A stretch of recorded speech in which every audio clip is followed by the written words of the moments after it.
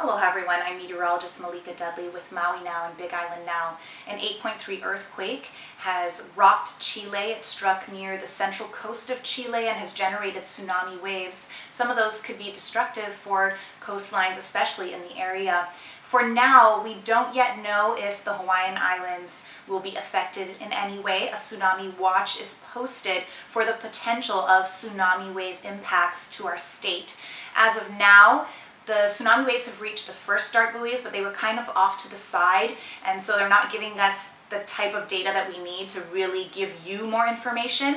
So in the next hour or so, they should reach the next set of dart buoys, give us more data, and at that point we'll be able to give you more information. For now, what we are saying is that tsunami waves potentially from 0.3 to 1 meter may impact the coastlines here in Hawaii.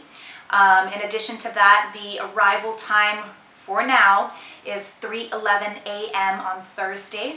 All of these things could change, so we're going to keep our eye on this and of course bring you the latest. If those numbers as far as height goes remain true, a meter or less, then a tsunami advisory would be issued for the state. If it's above that, then it would be a tsunami warning, and if those numbers end up being that we won't see any effects, then the tsunami watch would be dropped. So there are a lot of different possibilities at this point. We just got to keep watching and bringing you the latest. Here's some information from my father, Dr. Walter Dudley, who's been studying tsunamis for the last 3 decades or so. Hopefully you'll find it useful or at least informative. We're fortunate that the Pacific Tsunami Warning Center is on top of this, and there's a system of dart buoys spread out across the world's oceans now. The dart buoy system is so good because it measures tsunami waves at sea. When they come ashore and get into shallow water, they get much more complicated because, like, regular wind-generated surfing waves, they wrap around headlands and stretch out in places. Well, tsunami waves are affected by the seafloor. They're affected by the entire shape of the coastline, and when they come ashore, they're affected by the topography, the shape of the land above the water. Also, they can build up on resonance effects in areas which make them become much bigger than you would otherwise think. So they're much more complicated when they come ashore. It's very difficult to predict exactly how they'll be at any one location. And so we use historical data. In some places we don't have a whole lot of that, fortunately.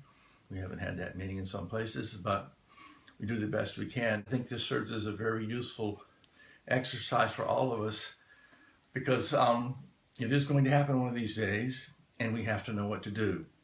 The Pacific Tsunami Warning Center can send out an alert, and we can be certain that it's not a false alarm, but we have to know what to do to keep ourselves and our families safe.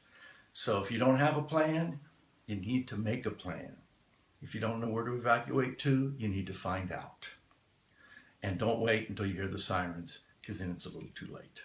So be prepared. That's the real message we should take away from all this. Any closing remarks? I just want people to not be afraid. You don't need to be afraid because the government really has a good system and those people are experts at what they do.